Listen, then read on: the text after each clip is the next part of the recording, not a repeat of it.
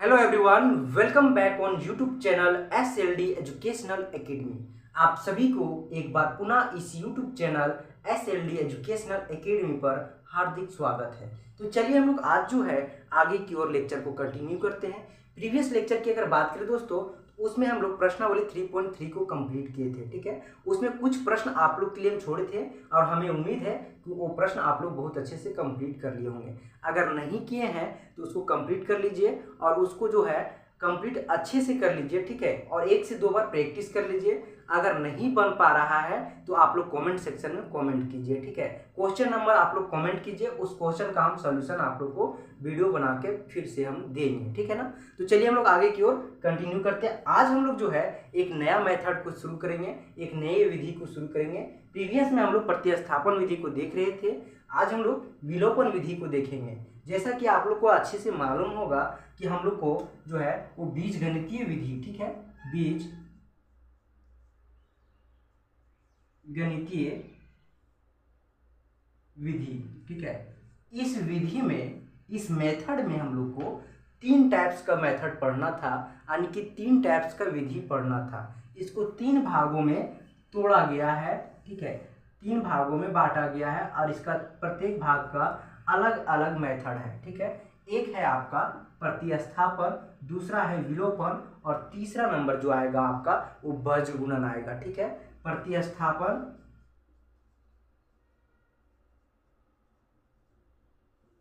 विधि, ठीक है, उसके बाद आपका विलोपन विधि आएगा, उसके बाद वज्र गुणन आएगा। ठीक है, तो इसमें हम लोग प्रतिस्थापन विधि को देख चुके हैं। ठीक है, आज हम लोग जो है वो विलोपन विधि को देखेंगे। ठीक है, विलोपन विधि से कैसे प्रश्न को हल किया जाता है, विलोपन विधि से कैसे प्रश्न हल किया जाता है उसको आज हम लोग देखेंगे। एक चीज आप लोग को बता दें और यह जान के आप लोग को बहुत खुशी होगा कि इस मेथड में सबसे जो आसान मेथड है, सबसे जो इजी मेथड है वो यही है विलोपन विधि। ठीक है, आप लोग को जो है एग्जाम में अगर कोई कंडीशन ना दिया रहे, ठीक है, कि प्रतिस्थापन विधि से बनाइए या वज्र गुणन विधि से बनाइए, तो आप लोग जो है इसी मेथड को हमेशा जो है वो चॉइस कीजिएगा कि आप लोग जो है खुद से आप लोग को लगेगा कि जो है इसी मेथड को से हम लोग जो है वो प्रश्न को डील करें। ठीक है, क्योंकि ये जो मेथड है ना बहुत आसान है। तो पेशेंस के साथ आप लोग जो है लेक्चर में एंड तक बने रहिए और ये इस मेथड को आप लोग जानिए। ठीक है, आप लोग को बहुत ही आसान लगेगा इसको पढ़ने में। ठीक है, और इस मेथड से प्रश्न को बनाने में। तो चलिए हम लोग आगे की ओर कंटिन्यू करते हैं। ठीक है, देखिए हम आज एक प्रश्न लेते हैं और उस प्रश्न के मदद से आप लोग को समझाते हैं कि विलोपन विधि क्या है। ठीक है, आप लोग का अगर देखिएगा तो आप लोग का बुक में एक एग्जाम्पल दिया हुआ है। ठीक है, एग्जाम्पल को आप लोग देखिए। एग्जाम्पल नंबर जो है आपका, उदाहरण जो है वो 11 है। ठीक है, उसी से हम लोग समझते हैं कि जो विलोपन विधि क्या है। ठीक है, विलोपन विधि क्या है उसके बारे में हम लोग एग्जाम्पल के मदद से समझते हैं। 2 व्यक्तियों की आय जो है, ठीक है, 2 व्यक्ति है, ठीक है, उस 2 व्यक्ति का आय जो है अनुपात में दिया हुआ है 9:7, यानी 9:7 दिया हुआ है, तथा उनके खर्चों का अनुपात जो है वो 4:3 है। ठीक है, ये भी दिया हुआ है, यानी कि जो उसका आय है, ठीक है, इनकम, ठीक है, उसका अनुपात और जो खर्च है, ठीक है, उसका ये जो है अनुपात दिया हुआ है। इनमें से प्रत्येक व्यक्ति यदि प्रति माह, ठीक है, प्रत्येक व्यक्ति जो है वो प्रति माह, दोनों जो है प्रति माह 2000 रुपया बचा लेता है, तो उनकी मासिक आय ज्ञात कीजिए। ठीक है, हम लोग को बताना है कि मंथली वो उन लोग जो है वो कितना इनकम करता है। ठीक है, इसी चीज को हम लोग को पूछा है प्रश्न में। तो चलिए हम लोग सबसे पहले जो है वो हम लोग मानेंगे यहाँ पे कि मान के हम लोग ये चलेंगे कि मान लीजिए कि उसका जो आय है वो दोनों व्यक्ति है को, ठीक है, वो जो भी व्यक्ति है वो दोनों व्यक्ति का जो आय है वो ए है। ठीक है, वो दोनों व्यक्ति का क्या है, आय जो हो जाएगा वो ए हो जाएगा और उसका जो है खर्च, उसका जो खर्च होगा वो बी हो जाएगा। ठीक है, इस प्रकार से हम लोग मान के चलेंगे। सॉल्यूशन की ओर हम लोग बढ़ते हैं। देखिए सॉल्यूशन इसका, ठीक है, सॉल्यूशन की ओर हम लोग बढ़ते हैं। सॉल्यूशन को हम लोग देखते हैं।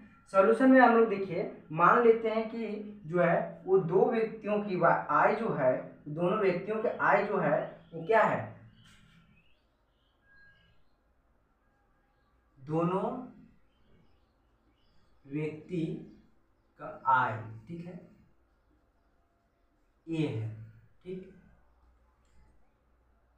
ये है। और फिर बोल रहा है दोनों व्यक्तियों का जो खर्च है, दोनों व्यक्तियों का खर्च जो है वो इक्वल बी है, ठीक है। अब यहाँ पे तो अनुपात में दिया हुआ है, ठीक है। तो सबसे पहले हम लोग लेंगे जो पहला एक व्यक्ति है, ठीक है, उस व्यक्ति का आय लेते हैं और खर्च लेते हैं, यानी कि उस व्यक्ति के द्वारा कितना इनकम किया गया और कितना फिर जो है उसको खर्च किया गया। तो हम लोग जब लेंगे तो अनुपात में दिया हुआ, और अनुपात में जब दिया हुआ है तो जब हम लोग एक व्यक्ति का लेंगे तो एक व्यक्ति में लेंगे तो सबसे पहले जो उसका अनुपात दिया हुआ है आय का, ठीक है, और उसका जो खर्च का अनुपात दिया हुआ है उस दोनों को हम लोग लेंगे, ठीक है। तो यहाँ पे जो एक पहला व्यक्ति है उसका 9 अनुपात है, ठीक है, उसका आय, और खर्च कितना है उसका 4 अनुपात है, ठीक है। तो उस अनुसार से हम लोग लेंगे, तो यहाँ पे देखिए 9A हो जाएगा, 9A हो जाएगा, ठीक। उसके बाद -4B हो जाएगा, उसका 9 अनुपात जो था वो खर्च था और 4 अनुपात जो था वो 9 अनुपात जो था वो आय था और 4 अनुपात जो था उसका खर्च था, और वो बचा कितना रहा था 2000, ठीक है। इसी प्रकार ये जो है दूसरा इसका जो समीकरण बनेगा वो आपका दूसरा अनुपात जो है वो क्या दिया हुआ है 7A, ठीक है, 7A माइनस आपका होगा यहाँ पे 3B, ठीक है।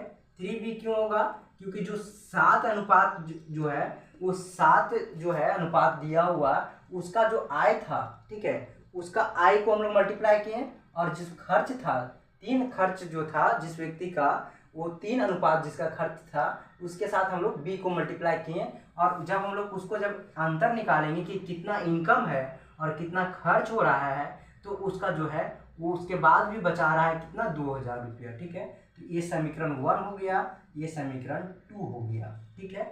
इस प्रकार से हम लोग 2 समीकरण प्राप्त कर लिए, ठीक है। अब हम लोग देखते हैं इसका सॉल्यूशन, ठीक है। तो सॉल्यूशन की और आगे और बढ़ेंगे, जब इसको हम लोग सॉल्व करेंगे तो सबसे पहले हम लोग देखिए यहाँ पे विलोपन विधि का जो है मेथड हम लोग बना रहे हैं, उस मेथड में हम लोग को करना क्या है, ठीक है।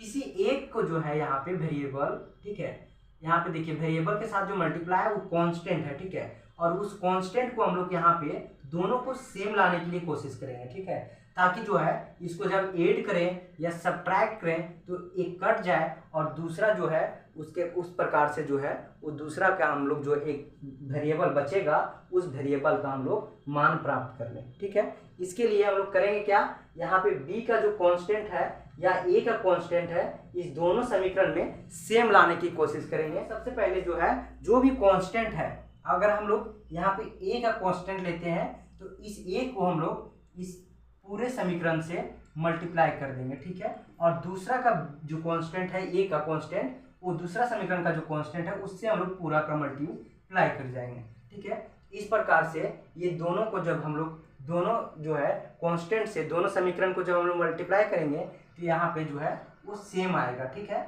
देखिए क्या आता है, यहाँ पे आ जाएगा आपका 63A माइनस 28 इक्वल आएगा आपका 14, ठीक है।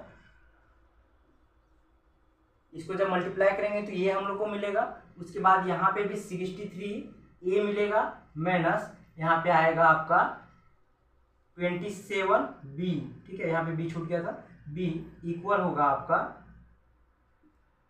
यहाँ पे हो जाएगा 18 यानी 18,000, ठीक है। इस प्रकार से 18,000 हो जाएगा और यहाँ पे 14,000 हो जाएगा, ठीक है। तो इस प्रकार से हम लोग जो है वो समीकरण मिल गया। अब जो समीकरण मिला है इसको हम लोग जो है सॉल्व करेंगे, ठीक है, समीकरण 1 और समीकरण 2, ठीक है। तो चलिए हम लोग देखते हैं क्या होता है इसका आगे, ठीक है। इसके लिए हम लोग सबसे पहले क्या करेंगे, इसको अब जो है इसको हम लोग सब्ट्रैक्ट करेंगे, ठीक है। तो यहाँ पे जो है साइन चेंज हो जाता है, देखिए ये कैंसिल हो जाएगा माइनस प्लस, ठीक है। यहाँ पे आपका बचेगा, यहाँ पे बचेगा बी, माइनस बी बचेगा, ठीक है, माइनस बी, ठीक है, इक्वल यहाँ पे आपका देखिए 14 में देखिए 18,000 है, यानी 18,000 में 14,000 अगर सब्ट्रैक्ट होगा तो यहाँ पे क्या बचेगा, -4,000, ठीक है। इस प्रकार से ये बच गया। अब यहाँ पे ये कैंसिल हो जाएगा, तो डी जो इक्वल आएगा जो वो आपका 4,000 आएगा, ठीक है।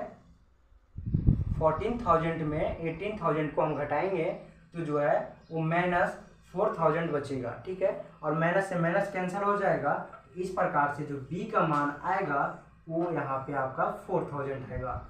अब हम लोग इस b का मान जो है वो किसी एक समीकरण में रखेंगे, ठीक है। तो आप लोग यहाँ भी पुट कर सकते हैं या अन्यथा यहाँ पे भी पुट कर सकते हैं। चलिए हम लोग ऊपर वाला में ही पुट करते हैं। तो 9a है। अब हम लोग यहाँ पे लिख सकते हैं कि b जो है, b का मान समीकरण 1 में रखने पर, ठीक है। अब यहाँ हम लोग पुट करते हैं, यहाँ पे पुट करेंगे जब समीकरण 1 में, तो 9a है, ठीक है। यहाँ पे a वेरिएबल का हम लोग मान निकाल रहे हैं, इसलिए हम लोग यहाँ पे पुट करना पड़ रहा है। 9a है -4 है, और यहाँ पे 4 आपका b का जो मान है वो पुट कर देंगे, इक्वल 2,000, ठीक है। तो अब हम लोग इसको देखेंगे तो इसका जो है क्या आता है, 9a माइनस यहाँ पे आ जाएगा आपका 16,000 इक्वल 2,000, ठीक है। ये आपका इधर नेगेटिव में है तो उधर पॉजिटिव में हो जाएगा, तो 9a, ठीक है। 9 यार आप लोग को दिख रहा है, एक बार हम देख लेते हैं। हाँ दिख रहा है। चलिए आगे हम लोग यहाँ पे बनाते हैं। तो यहाँ पे हो जाएगा आपका 9a, ठीक है। 9a इक्वल आपका आ जाएगा 2,000 प्लस 16,000, ठीक है। अब हम लोग जो है इसको जब ऐड करेंगे तो 9,000 इक्वल आएगा 18, 9a इज इक्वल आएगा 18,000। और इस a से हम लोग जब 9 से इसको डिवाइड करेंगे 9, यानी कि 18,000 को जो है, यानी 18,000 को 9 से जब हम लोग डिवाइड देंगे, भाग देंगे, तो हम लोग को क्या मिलेगा, यहाँ पे मिलेगा 2,000, ठीक है। हाँ 2,000 ही मिलेगा। इस प्रकार से इसका b का मान जो आया वो आपका 2,000 आया, ठीक है। और यहाँ पे a आपका जो आया वो इसका जो है वो 4,000 आया, ठीक है।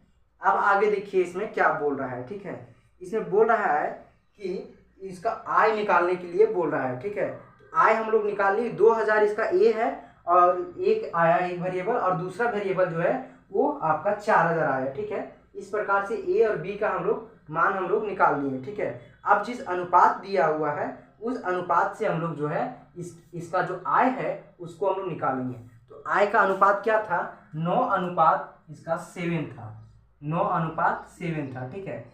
तो जब हम लोग 9 अनुपात जो था उसको हम लोग a से, देखिए यहाँ पे 9 अनुपात इसका है, तो यहाँ पे जो है a का वेरिएबल आया जो 2,000, उससे हम लोग अगर मल्टीप्लाई करेंगे तो यहाँ पे कितना आएगा आपका 18 आएगा, 18,000, ठीक है। इस प्रकार से एक व्यक्ति का जो है वो आय हुआ आपका 18,000, और दूसरा जो है 7 है, उसको हम लोग अगर मल्टीप्लाई करेंगे उसका जो आय है 2,000, तो इस प्रकार से आएगा इसका 14,000, ठीक है। तो इस प्रकार से दोनों का आय जो निकला, मासिक आय जो यानी मंथली इनकम जो हुआ वो 18,000 और 14,000 हुआ, ठीक है। इस प्रकार से इसका आय निकल गया, ठीक है। आगे का जो भी प्रश्न है उसको हम लोग आगे के लेक्चर में देखेंगे, प्रश्नावली 3.4 में, ठीक है। तब तक के लिए आप लोग को बहुत बहुत धन्यवाद। चलिए हम लोग आगे की ओर फिर मिलते हैं।